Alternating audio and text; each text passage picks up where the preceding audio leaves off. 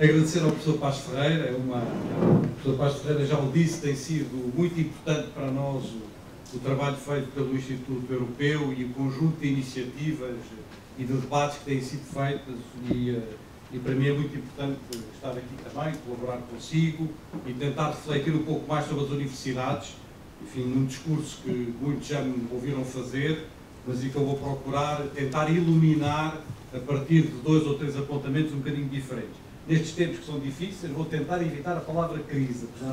Não sei se fui eu que pus a crise no título ou não, julgo que não é? Vou tentar evitar a palavra crise, não é?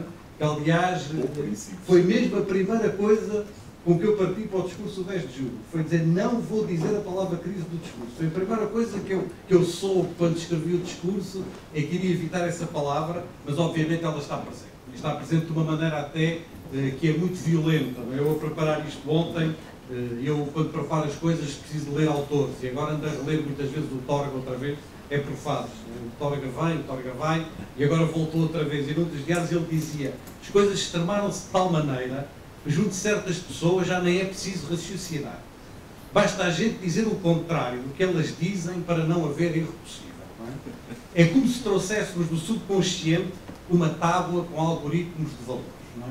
E eu acho que são esses valores, num certo sentido, que eu irei tentar partilhar convosco com algumas perplexidades sobre o papel das universidades em Portugal, no estrangeiro, na Europa, e tentar perceber o que é que, na minha opinião, é preciso fazer neste momento. Quer sentar aqui? O senhor diretor da faculdade junta-se a nós. Não queria, mas teve que ser.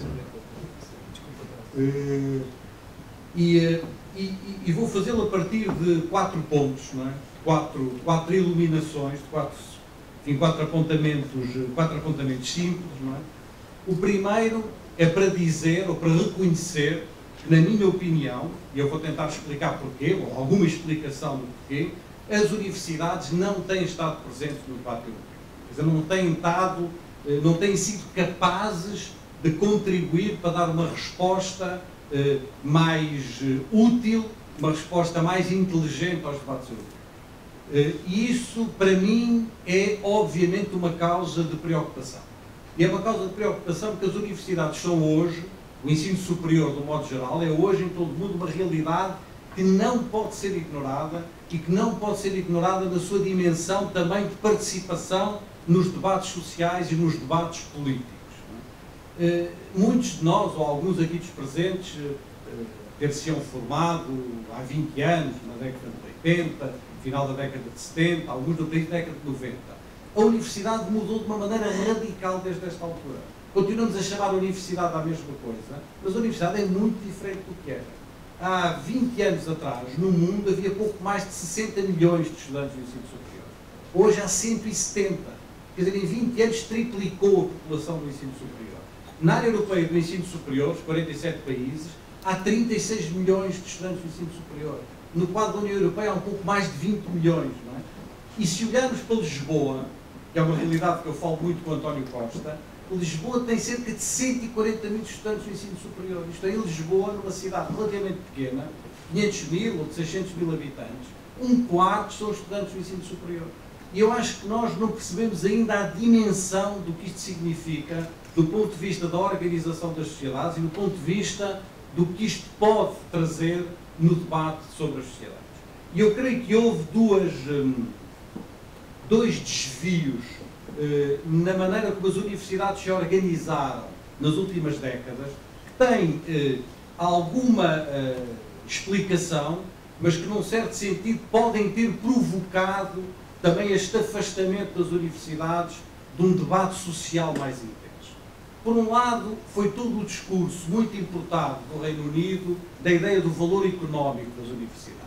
E a ideia da matriz do valor económico das universidades trouxe, obviamente, alguma comercialização do espaço universitário, no sentido em que o Frederico Maior Saragossa, o diretor-geral da Unesco, o dizia, não é? E cito, os mercados estão exercendo uma grande influência sobre a agenda de pesquisa das universidades, não é? Recursos para pesquisa em ciências da vida, medicina, engenharia e economia são abundantes, enquanto que recursos para pesquisa em filosofia, linguística, história e literatura são escassos. Existe, na opinião dele, uma clara comercialização das universidades.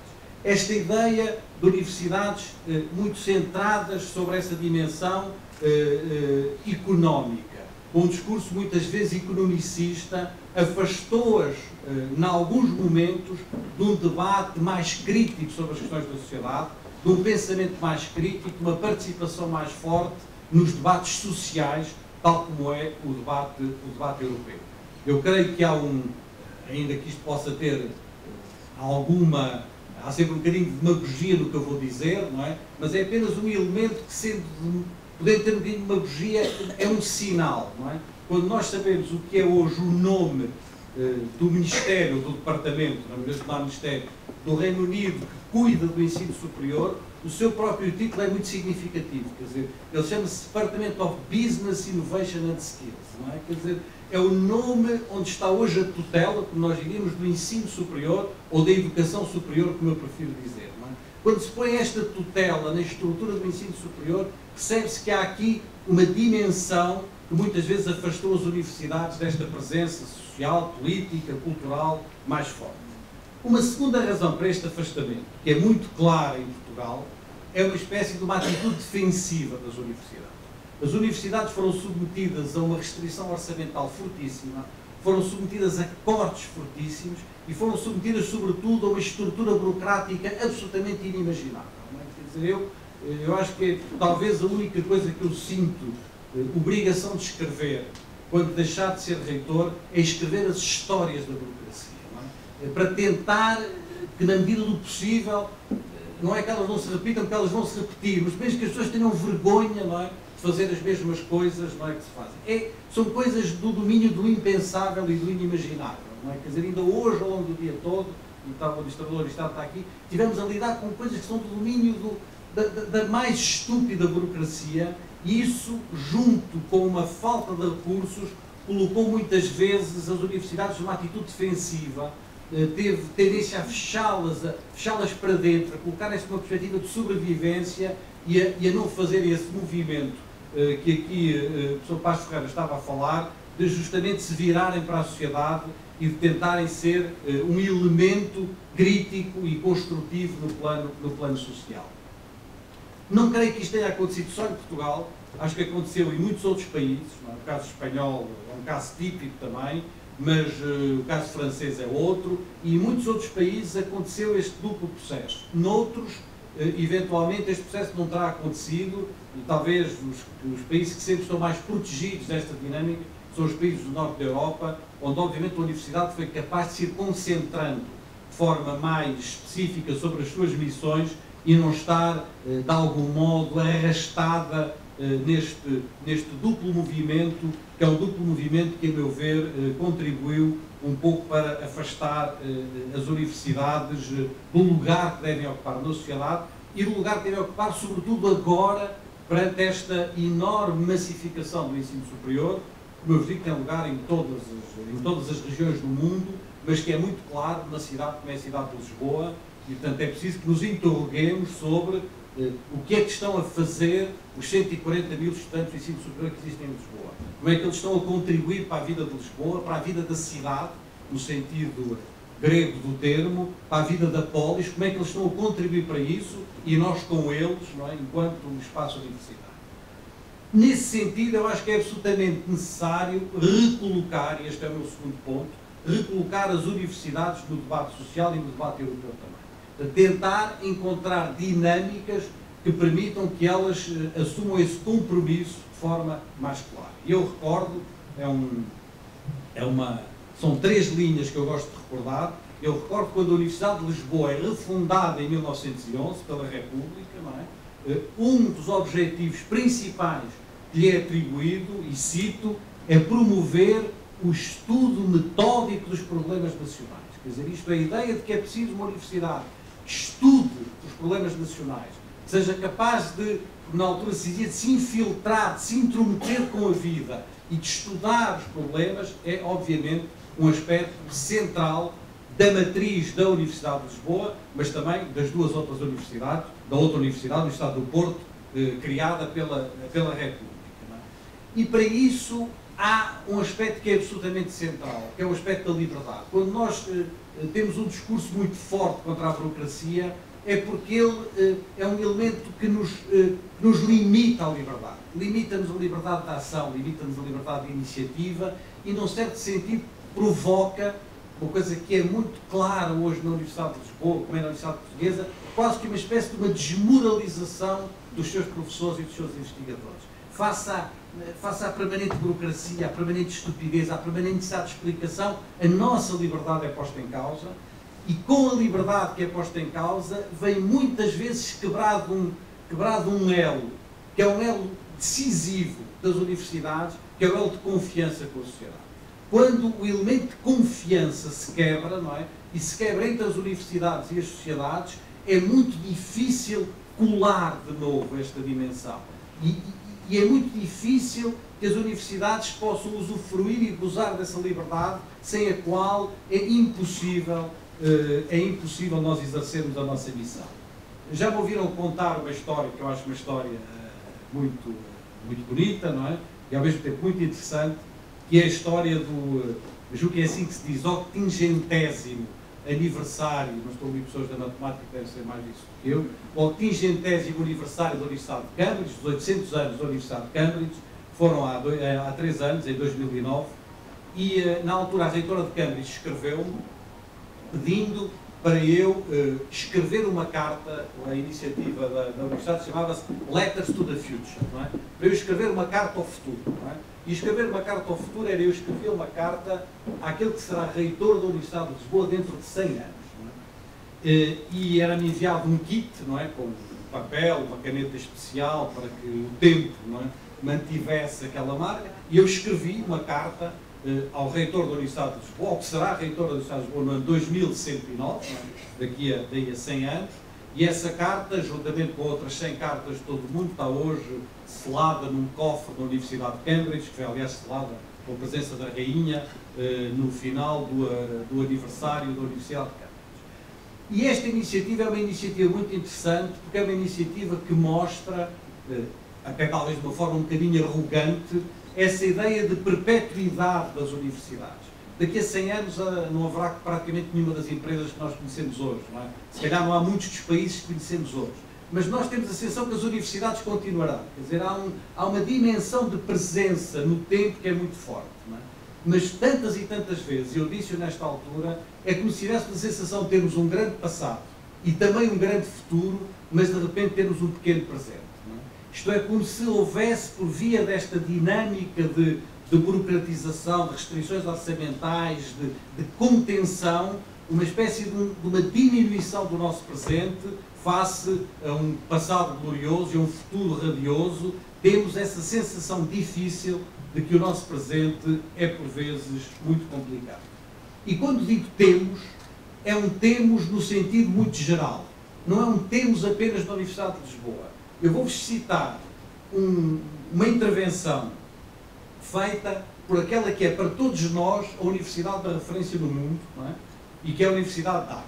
Harvard, tipicamente, é uma espécie de referência para todas as universidades do mundo. Queremos ser todos como Harvard, é uma espécie de imaginário de Harvard desde a China, não é?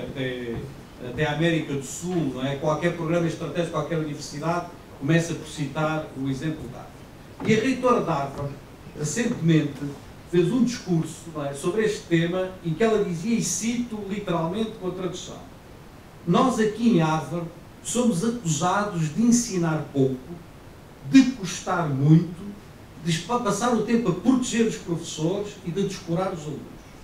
Somos descritos como um mar de mediocridade que coloca a nação em risco. Não é? E, no entanto, universidades como a nossa são adoradas pelos antigos alunos e são consideradas como um dos principais recursos do país. E no estrangeiro, somos objeto de admiração e de emulação. Esta sensação que a reitora de Harvard aqui traduz, mas que é a sensação que muitos de nós temos o tempo todo, é que há uma espécie de um paradoxo, uma dificuldade de gerir neste debate, de gerir o que são as expectativas sobre as universidades, uma espécie de uma retórica sobre as universidades, e depois os meios concretos e a maneira como a sociedade estabelece ou não esta dinâmica de confiança. Sem uma dinâmica de confiança forte, uma confiança que obviamente tem que ser feita de prestação de contas, tem de ser feita de um grande rigor, tem de ser feita de um permanente diálogo com a sociedade, tem de ser feita também de uma abertura à sociedade. É muito difícil recolocar as universidades no debate europeu, no debate social, no debate político, recolocá-las no centro das nossas preocupações sociais, seja no quadro da cultura, e esse é obviamente um tema que é dos temas que mais me interessa, não é? É a dimensão cultural da universidade, não é?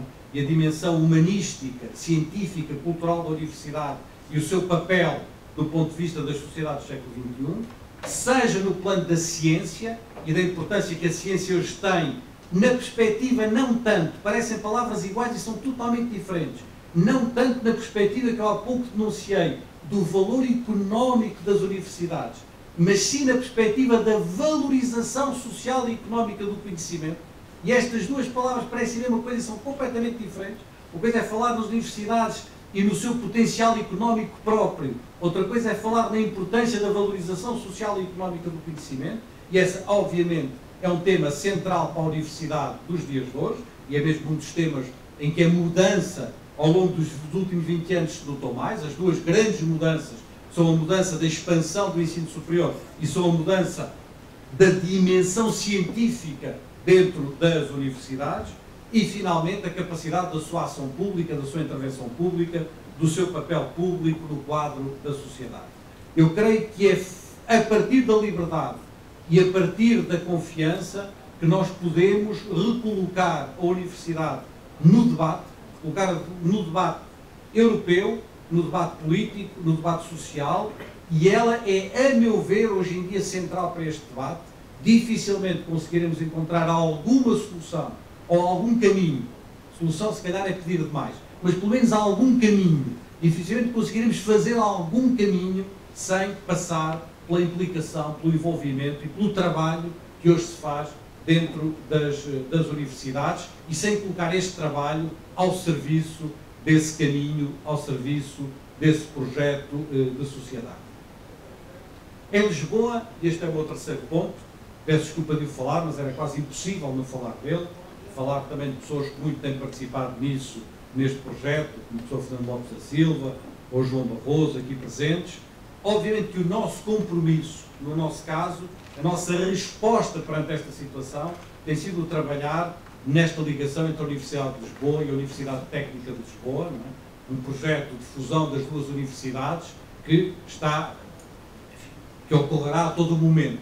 Se as coisas correrem bem, e até agora tem corrido melhor do que seria imaginável no princípio, e que é a nossa capacidade de resposta e de sairmos dessa tal atitude defensiva de que eu falava há pouco, essa atitude de uma espécie de sobrevivência institucional e de sermos capazes de olhar para fora, olhar para o país e dizer como é que nós podemos responder melhor ao país e de que maneira o podemos fazer.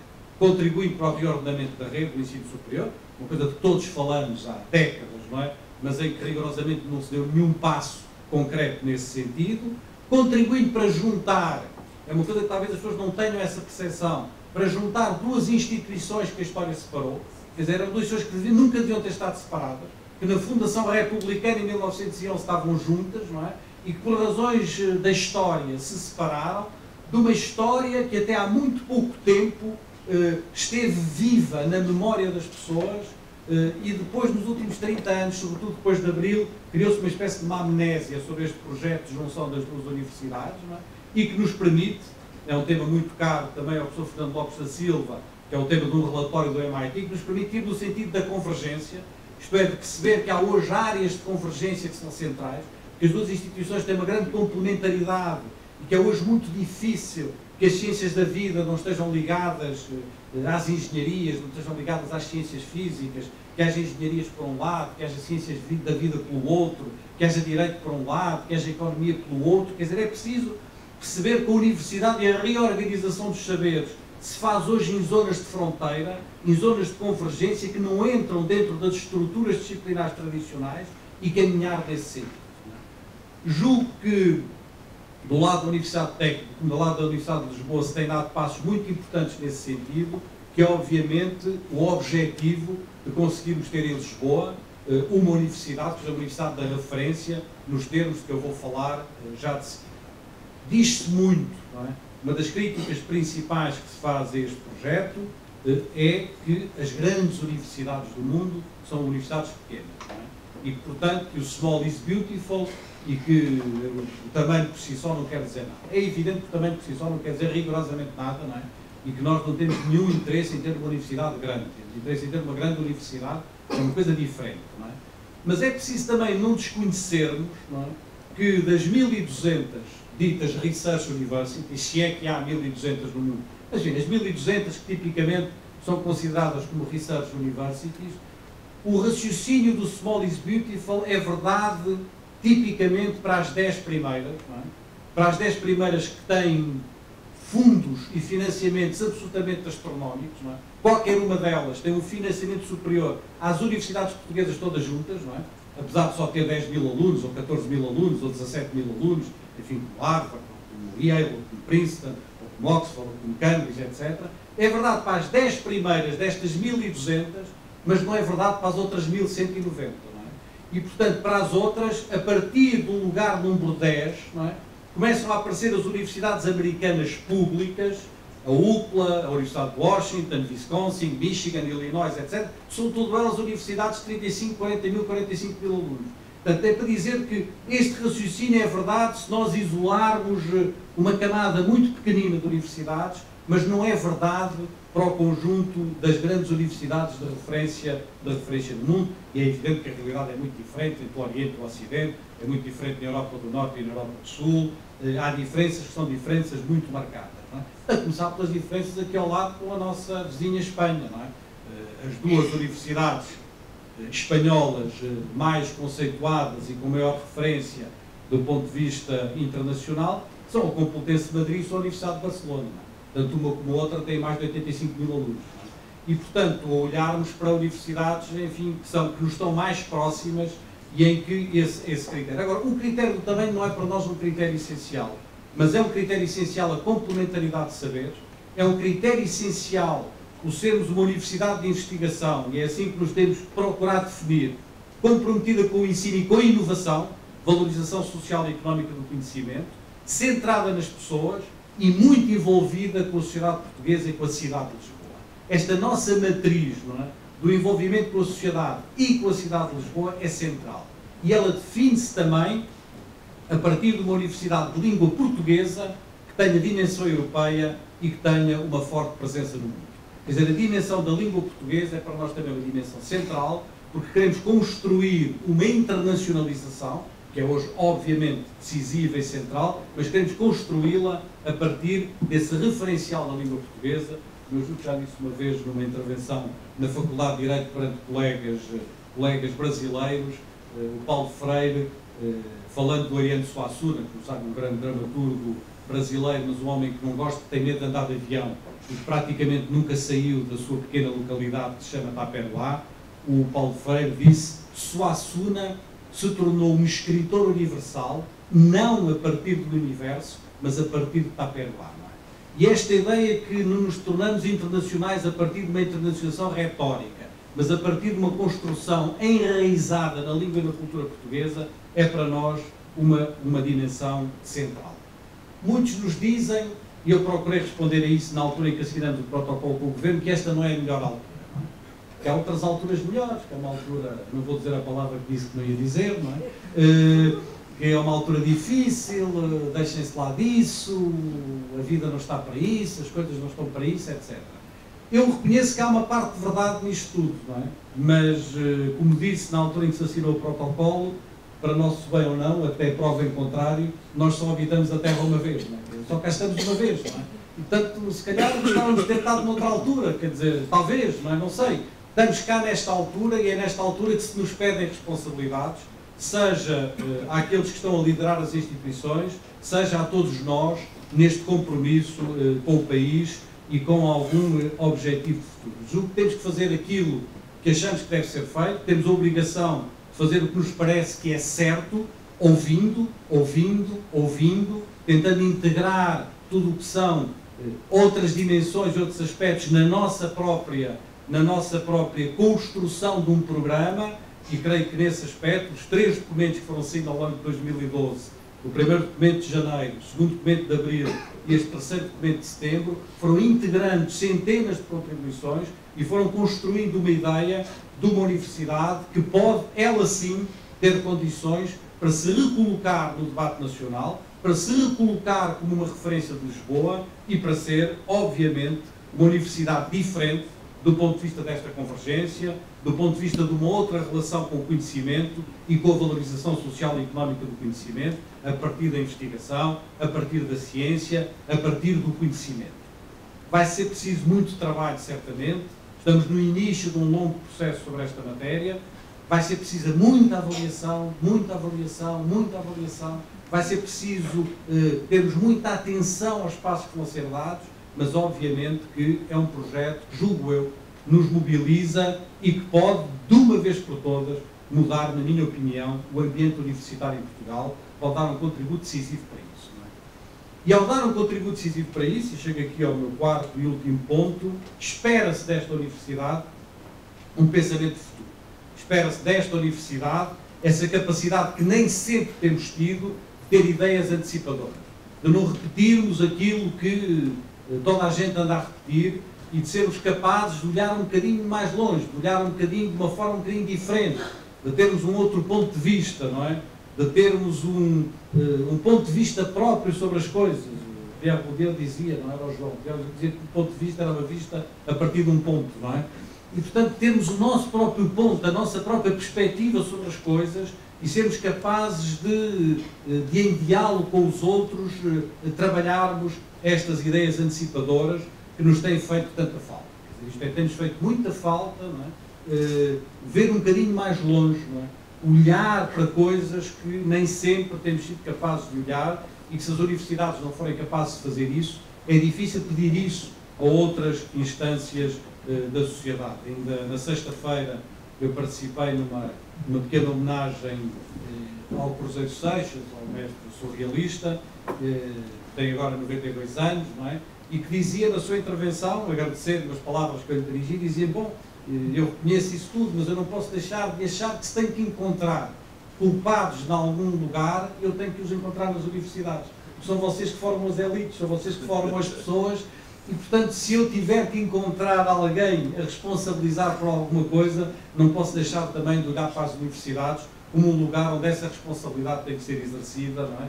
Pela maneira como as pessoas foram sendo formadas ou não foram sendo formadas e por essa incapacidade de um olhar que não seja apenas um olhar no curto prazo. Eu julgo que em Portugal e na Europa o dilema com que todos estamos hoje em dia é um dilema de tentarmos ter uma proximidade na nossa capacidade de decisão. Isto é, como é que nós conseguimos, num certo sentido, sair desta ideia de que não controlamos as nossas vidas e não controlamos a vida do país e que alguém controla estas vidas, mas nós não sabemos quem é, não conseguimos perceber isso, não conseguimos saber onde é que isso se decide, por mais que nos expliquem, e a necessidade de trazer para uma espécie de uma capacidade de decisão da proximidade, de uma maior proximidade da capacidade de decisão política sobre as nossas vidas é central. Eu não queria utilizar o termo, porque o termo tem algumas conotações, não é? Com as quais eu não o digo completamente, mas não queria utilizar o termo, mas à falta de melhor aqui vai, não é? Há um processo necessário do ponto de vista político de desglobalização. Não é? Isto é, há um processo em que nós temos que trazer de novo a capacidade de decisão, não é? Para zonas de maior proximidade do ponto de vista da cidadania, do ponto de vista político, não é? E se não conseguirmos fazer isso e continuarmos a aumentar este fosso enorme entre essa sensação de descontrole da realidade das nossas vidas e das nossas decisões, vai ser muito difícil lidar com os próximos tempos. E é por isso que eu julgo que em Portugal, entre outras tarefas, nós temos 3 tarefas que parecem simples, mas que são certamente muito complexas e para as quais as universidades têm que dar uma resposta. A primeira tarefa, e dizer isto assim em 30 segundos é excessivo, mas aqui fica como apontamento, não é? A primeira tarefa é uma tarefa que eu procurei definir no debate da semana passada, promovido pela Fundação Nacional de Saúde, como provavelmente a maior das nossas ambições, e a maior das nossas ambições é ser um país normal. Isto parece uma coisa um bocadinho paradoxal, porque a normalidade, por definição, não é uma ambição, não é? E, no entanto, eu julgo, quando se revisita a história de Portugal e as nossas melhores gerações, e estou aqui a pensar em particular no António Sérgio, foi provavelmente sobre isto que eles se debateram. Quer dizer, a ideia de que é preciso, eu falava no quadro do Serviço Nacional de Saúde, porque para mim, pelo menos, como, é outra palavra que eu não gosto, mas aqui vai, como utente, não é? Do Serviço Nacional de Saúde, uma das coisas que o Serviço Nacional de Saúde me deu e me dá ainda, num certo sentido, é uma sensação de normalidade. Quer dizer, isto é, eu sei que se tiver um problema complicado e grave, que as pessoas me tratam às horas, com os cuidados. Portanto, há uma sensação de normalidade que se instaura com determinados setores da nossa atividade e essa sensação tem que se manter. Quer dizer, eu julgo que, não sei se foi, aliás, um programa com a Fátima Campos Ferreira, que eu contei a minha história daquelas histórias que me veio o tempo todo, não é? Que é o prefácio do António Sérgio ao Gilberto Freire, não é? Eu julgo que foi, não é? Para quem não ouviu aqui vai, se calhar já me ouviram. Que é quando o António Sérgio, ao longo de 30 páginas, vem a António Sérgio, não é? Vai explicando que o Gilberto Freire é um gênio naquele livro do mundo que o português criou, não é? O Gilberto Freire é genial, a maneira como ele coloca o tema da plasticidade do homem português, da excepcionalidade do homem português, da adaptabilidade do homem português, da plasticidade, da miscigenação, da adaptação aos trópicos, em África, no Brasil, e como nós nos conseguimos adaptar a climas tão diferentes, a gente tão diferentes, a terras tão diferentes, vai elogiando o Gilberto Freire para ali dentro, depois no último parágrafo diz: a única coisa que eu não percebo nas teses do Gilberto Freire é que somos assim tão adaptáveis, porque é que nunca nos adaptamos à Europa, não é? E esta pergunta, o que o Sérgio quer perguntar, é uma metáfora de porque é que nunca fomos um país, num certo sentido, organizado e um país onde as coisas funcionassem. Eu creio que há um problema de organização em Portugal e esse problema passa também por uma valorização dos nossos recursos, passa certamente por uma dinâmica de reindustrialização em Portugal, não é?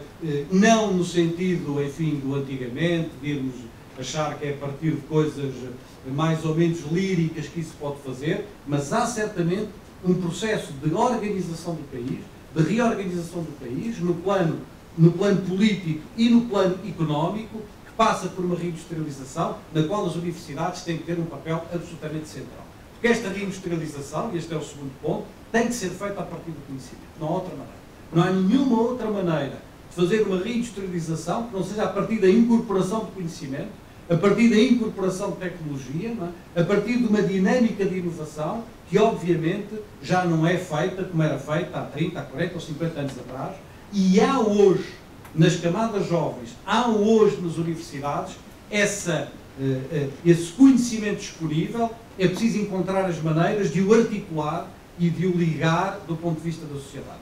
Eu creio que nas questões da organização, por um lado, nas questões do conhecimento, por outro lado, de incorporação do conhecimento na vida económica, na vida empresarial, na vida produtiva, não é? Da sociedade portuguesa, se encontram duas respostas, a meu ver, centrais, e acompanhadas de uma terceira, que parece coisa pouca, mas que, a meu ver, é uma coisa central, que é a valorização da língua portuguesa. É a valorização desta dimensão da língua portuguesa no mundo da comunicação. No mundo da comunicação, obviamente que nós temos, talvez não por nós, mas sobretudo por causa dos brasileiros, não é? Uma dimensão e um tesouro absolutamente impressionante na dinâmica da língua portuguesa e não estamos a saber utilizá-lo. Eu vejo, por exemplo, no caso da Universidade de Lisboa, que a esmagadora maioria das dinâmicas, uma grande maioria das dinâmicas de internacionalização que nós temos pela frente são feitas a partir do interesse que as pessoas têm pela língua portuguesa e pela cultura portuguesa, seja na China, seja noutros países, e isso é qualquer coisa que nós não estamos ainda, na minha opinião, a valorizar suficientemente, não é? Do ponto de vista de uma lógica e de um programa para o país, que, a meu ver, tem que passar por estas três dimensões: a dimensão da organização, a dimensão do conhecimento e a dimensão da língua portuguesa, que obviamente nos serve também para uma maior abertura ao mundo e para uma maior comunicação com o mundo. Eu creio que, a partir daqui, nós podemos imaginar universidades que têm um papel muito mais forte do que aquele que têm tido, não é? Têm um papel muito mais dinâmico, muito mais presente, uma presença forte na sociedade, e que assumem este compromisso num quadro de liberdade e de confiança. Sem liberdade e sem confiança não chegaremos a lado nenhum. Quer dizer, não chegaremos a lado nenhum se não houver liberdade dentro das instituições, e liberdade a todos os níveis, desde a liberdade do ponto de vista institucional, à liberdade do docente, à liberdade do investigador, e essa liberdade não pode ser meramente retórica. Eu não tenho nenhuma liberdade se passar 90% do meu tempo a tratar de burocracias. Quer dizer, e, portanto, não há liberdade num contexto destes. Pode haver do ponto de vista formal, mas não há do ponto de vista da nossa vida, da nossa capacidade de iniciativa, da capacidade de colocarmos o melhor de nós mesmos ao serviço de uma instituição e ao serviço de um país. E num quadro de confiança. Porque se não houver essa confiança, se o país continuar a olhar, como olha muitas vezes para as universidades, como um lugar de privilegiados, de pessoas que fazem relativamente pouco e que protestam muito, têm uma capacidade de influenciar certos círculos que outros setores não têm, se houver esse olhar da sociedade para as universidades, é evidente que dificilmente nós conseguiremos colocá-las nessa outra dimensão. Não é? Eu creio que este, enfim, era o último apontamento que gostaria de deixar. O professor Passos Ferreira pediu para falar 30 minutos e 30 minutos no que falei, talvez 35, um bocadinho mais, não é? Diga a palavra crise apenas para dizer uma coisa, não é? Eu não sei se lhe ouvi assim, mas se não lhe ouvi assim, julgo que poderia ter ouvido, não é? Que é que temos que acabar com a crise antes que a crise acabe connosco, não é? E portanto, temos que tentar dar esse contributo positivo, que é um contributo de uma responsabilidade no quadro da União Europeia. 20 milhões de estudantes do ensino superior é muita gente.